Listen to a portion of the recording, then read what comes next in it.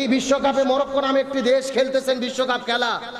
তারা একটা খেলার মধ্যে যখন বিজয়ী হয়েছেন, বিজয়ী হওয়ার পরে সকল খেলোয়াড় মিলে একসাথে একই লাইনে দাঁড়িয়ে তারা একই সঙ্গে আল্লাহকে সেজদা দিয়েছেন। চিৎকার করে বলেন আল্লাহু আকবার। বিজয়ী হওয়ার পরেই তারা আল্লাহকে সেজদা দিয়ে প্রমাণ করেছেন জামাতের উপর একজন স্রষ্টা রয়েছেন, আরশের অধিপতি, তার নাম কি? আল্লাহ সুবহানাহু ওয়া তাআলা।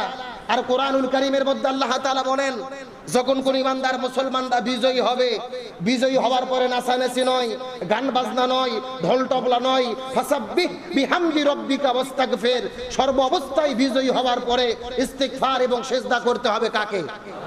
সুতরাং মরক্কোর এই সমস্ত প্লেয়ারদেরকে স্যালুট দেই, ধন্যবাদ দেই। ভালো করে বোঝেন, ফতুয়া বিভ্রান্ত হবেন না। মরক্কো মুসলমান দেশ খেলতে গেছে দেখেই হারাম খেলা হালাল হয়ে গেছে, না জায়েজ জায়েজ হয়ে গেছে এমন বলার কোনো সুযোগ। এই বিশ্বকাপ যখন খেলা হয়, তামাম পৃথিবীর কোটি কোটি জনতার চোখ থাকে ওই খেলার পর্দার দিকে। খেলা যখন চলতেছে, গোটা পৃথিবীর crore crore million million trillion trillion মানুষেরা খেলা দেখতেছে। হঠাৎ করে তারা গোল দিয়ে বিজয়ী হয়ে যখন আল্লাহকে সেজদা দেয়, এর মাধ্যমে তারা মহান আল্লাহকেই তামাম পৃথিবীতে পরিচয় করিয়ে দেয়। সুতরাং তারা আল্লাহকে পরিচয় করে দিয়েছে, সেজদা করেছে। খেলা শুরু হওয়ার আগে তারা দাঁড়িয়ে থেকে কোরআন ও মুনাজাত ধরে আল্লাহর কাছে দোয়া করতেছে। তারা গোটা পৃথিবীকে মেসেজ দিচ্ছে ভালো মন্দ দেওয়ার মালিককে। চাইতে হলে কার কাছে চাইতে হবে? মুনাজাত করে খেলা শুরু, বিজয়ী হওয়ার পরে আল্লাহকে সেজদা।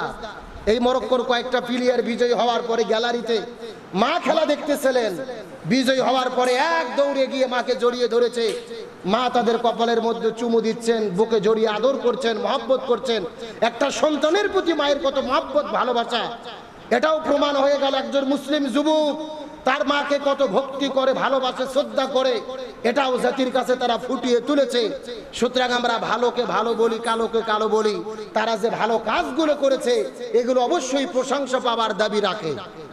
সুতরাং যারা ভালো কাজ করেন, আল্লাহকে সেজদা করে সেজদা দেওয়াকে প্রমোট করেন, আল্লাহকে সৃষ্টিকর্তা হিসেবে জাতির কাছে পরিচয় করে দেয়, পৃথিবীতে প্রকাশ করে দেয়, শুভকামনা করতে হলে, সাপোর্ট করতে হলে তাদেরকেই করা দরকার। আল্লাহ তাআলা আমাদেরকে সঠিক বুঝ দান করুক, বলেন আমিন। আরো জোরে বলেন আমিন। তাহলে বলতে চাচ্ছিলাম, আমরা সফল হতে চাইলে কার মডেল ধরবো? রসুলের। জোরে বলেন কার মডেল? রসুলের মডেলে আমাদের পুরো জীবন পরিচালিত হবে। ব্যক্তি, পরিবার, সমাজ, রাষ্ট্র, রান্নাঘর থেকে শুরু করে সংসদ পর্যন্ত সকল জায়গায় রসুলের আদর্শ আছে না নাই? রসুলের মডেল আছে না নাই? সব জায়গায় আমাদের রসুলের মডেল অনুসরণ করতে হবে। এবং রসুলের মডেল অনুসরণ করাকে ফরজ করেছেন কে? আল্লাহ তাআলা আমাদেরকে তৌফিক দান করুক, বলেন আমিন। প্রিয় দিনী ভাইরা, আমরা গত 2 জুমা যাবত আলোচনা করেছিলাম পবিত্র আশুরার গুরুত্ব, তাৎপর্য, এবং গত জুমায় আলোচনা করেছিলাম পবিত্র কারবালার ঘটনা এবং শিক্ষা। কারবালার পন্ত্র ইমাম হোসাইন রাদিয়াল্লাহু তাআলা পরিবারের 72 জন সঙ্গী সাথীদেরকে নিয়ে জীবন দিয়েছেন, তারপরও বাতিলের কাছে মাথা নত করেন নাই।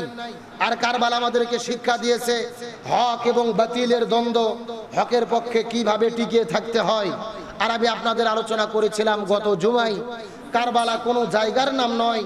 কারবালা শব্দটির মূল শব্দ কারিবুল বালা, বিপদে পতিত হওয়ার জায়গা। বিপদে পতিত হওয়ার মানে ইমানদারেরা ইমানের পরীক্ষা দিতে গিয়ে যেই জায়গায় বিপদে পড়ে সেই জায়গার নাম কি? কারবালা। তার মানে যুগে যুগে ইমানদার মুসলমানেরা ইমানের পরীক্ষা দিতে গিয়ে যেই জায়গার মধ্যে বিপদের মধ্যে পড়েছেন সেই জায়গার নাম হলেন কারবালা। কারবালা শুধু ইরাকের ফোরাত নদীর তীরে নয়। আমাদের জাতির পিতা হযরত ইব্রাহিম আলাইহিস সালাম ইমানের পরীক্ষা দিতে গিয়ে নমরুদ যখন ইব্রাহিম আলাইহিস সালামকে অগ্নিকুণ্ডের মধ্যে ফেলে দিলেন, আমাদের জাতির পিতা ইব্রাহিম আলাইহিস সালাম 40 দিন পর্যন্ত নমরুদের অগ্নিকুণ্ডের মধ্যে ছিলেন। তার মানে আমাদের জাতির পিতা ইব্রাহিম আলাইহিস সালামের জন্য ওই নমরুদের অগ্নিকুণ্ডটাই ছিল। কথাকে বোঝেন নাই? তাহলে সবাই কথা বলেন, অগ্নিকুণ্ডটাই ছিল। হযরত মুসা আলাইহিস সালাম দিনের দাওয়াত দেওয়ার কারণে ফিরাউন মুসা নবীকে মারার জন্য হামলা করলেন। হযরত মুসা আলাইহিস সালাম দৌড়াইতে দৌড়াইতে লোহিত সাগরের মধ্যে চলে গেলেন, সাগরের মধ্যে ঝাঁপ দিলেন। তার মানে হযরত মুসা আলাইহিস সালামের জন্য ওই লোহিত সাগরটাই ছিল। হযরত ইউসুফ আলাইহিস সালাম হকের পক্ষে থাকার কারণে ইউসুফ নবীকে জেলের মধ্যে বন্দী করা হলেন 10 বছর পর্যন্ত। ইউসুফ আলাইহিস সালাম জেলের মধ্যে বন্দী ছিলেন, তার মানে ইউসুফ আলাইহিস সালামের জন্য ওই মিশরের জেলখানাটাই ছিল। আল্লাহর পয়গম্বর হযরত ইউনূস আলাইহিস সালাম ঈমানের পরীক্ষা দিতে দিতে মাছের পেটের মধ্যে চলে গেলেন। আল্লাহ তাআলা মাছের পেটের ভেতরে 40 দিন পর্যন্ত তাকে হেফাজত করলেন। তার মানে বোঝা গেল হযরত ইউনূস আলাইহিস সালামের জন্য মাছের পেটটাই ছিল। এই বাংলার জমিনে গত 17 বছর ধরে আলেম ওলামাদেরকে জেলের মধ্যে বন্দী করা হয়েছে। কোরআনের পাখি শহীদ আল্লামা দিলওয়ার হোসেন সাইদি রাহিমাহুল্লাহ, আল্লামা মামুনুল হক, মুফতি আমির হামজা সহ কত আলেমদেরকে আয়না ঘরে বন্দী করেছে।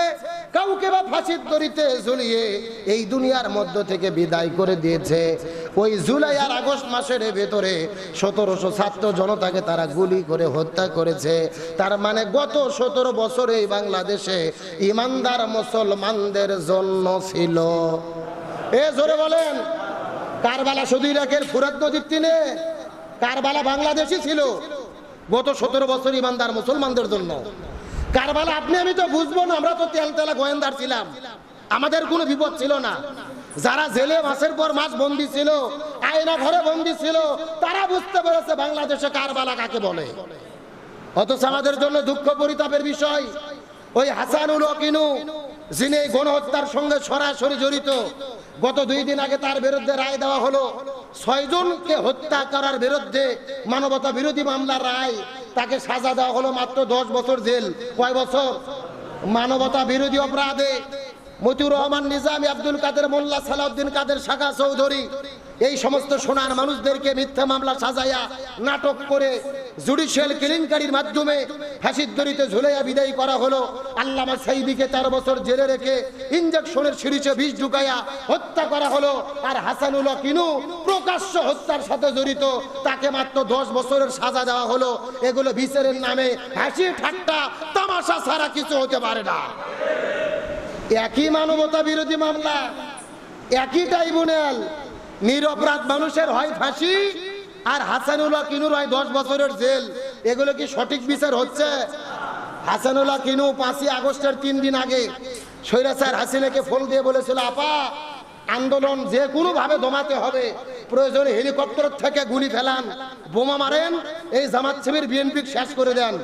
তাহলে হাসানুল ওয়াকিনুর হুকুমেই হত্যাকাণ্ড হলো, আর তাকে দেওয়া হলো মাত্র 10 বছরের জেল। তার মানে বোঝা যায় এই ঘাতকদেরকে পরিকল্পিতভাবে বাঁচানোর ষড়যন্ত্র চলতেছে। আমরা এই সমস্ত ঘাতক হত্যাকারী গণহত্যার সাথে জড়িত এদের আমরা কখনোই এই রকম মুক্ত এবং তাদের নিরাপদ দেখতে চাই। তার মানে বলতে চাচ্ছিলাম, কারবালা শুধু ইরাকের ফুরাত নদীর তীরে নয়, ইমানদার মুসলমানেরা ইমানের পরীক্ষা দিতে গিয়ে যেই জায়গায় বিপদে পড়ে সেই জায়গার নাম কি? আমার বন্ধুগণ, মুসলমান ভাইরা গভীর মনোযোগ লক্ষ্য করুন। কোন দিকে নজর নাই, কোন দিকে তাকাতাকি নাই। ইমানদার মুসলমানের ইমানের পরীক্ষা দিতে গিয়ে যেই জায়গার মধ্যে বিপদে পড়ে সেই জায়গার নাম হলো কারবালা। আর আসল কারবালা হলেন ইরাকের ফুরাত নদীর তীরে। হযরত ইমাম হুসাইন রাদিয়াল্লাহু তাআলা জীবন দিয়ে গেলেন, সেই দিন শাহাদাত বরণ করলেন। পরিবারের 72 জন সদস্যদেরকে নিয়ে জীবন দিলেন। এই কারবালার মর্মান্তিক ঘটনা, তার মধ্যে একটা গুরুত্বপূর্ণ ঘটনা আপনাদের মধ্যে বলতে চাই। ওই ইরাকের ফুরাত নদীর তীরে কারবালার ঘটনা যেই দিন সংগঠিত হলেন, ওই কারবালার যুদ্ধ সংগঠিত হওয়ার কিছুক্ষণ আগে হযরত হুসাইন রাদিয়াল্লাহু তাআলা তার ছেলে আবুল কাসিমের সঙ্গে ইমাম হাসান তার ভাই হাসান রাদিয়াল্লাহু তাআলা নিয়ে সকিনা, এই সকিনাকে আবুল কাসিমের সঙ্গে বিবাহ দিয়েছিল। তার কারণ হলো ইমাম হুসাইন রাদিয়াল্লাহু তাআলা ওই 72 জন সদস্যকে হাতে হাত রেখে যখন শপথ পড়ানো শুরু করে দিচ্ছিলেন, তখন তার মনে পড়লো তার ভাই ইমাম হাসানের সঙ্গে তার ওসিয়ত করা ছিল তার সন্তান এবং তার ভাইয়ের সন্তানের সঙ্গে বিবাহ করে দেবে। হুসাইন রাদিয়াল্লাহু তাআলা চিন্তা করলেন, এই কারবালার প্রান্তরে আমরা যদি শাহাদাত বরণ করে বিদায় নিয়ে চলে যাই, আমার ভাইয়ের ওসিয়তটা অপূর্ণ থেকে যাবে। এই জন্য কারবালার প্রান্তরে এই যুদ্ধ সংগঠিত হওয়ার আগে আমি এই আবুল কাসেম আর সকিনার মধ্যে বিবাহ সম্পূর্ণ করে দিতে চাই।